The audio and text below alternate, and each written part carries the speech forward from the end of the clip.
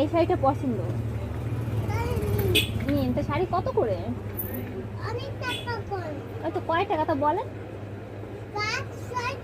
500 টাকা। তো শাড়ি তো পুরু হবে না পাতলা হবে শাড়ি? তো শাড়ি পরে কি করতে হয়?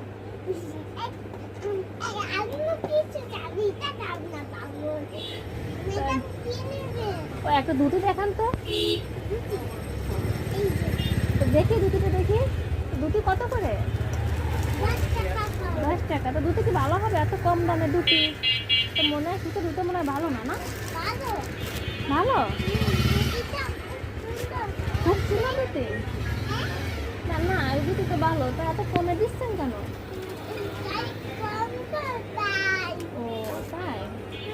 আজকে বাকি দিবেন, কালকে টাকা দিয়ে যাবানি। ঠিক আছে, আচ্ছা ঠিক আছে, তাহলে নিয়ে যাই।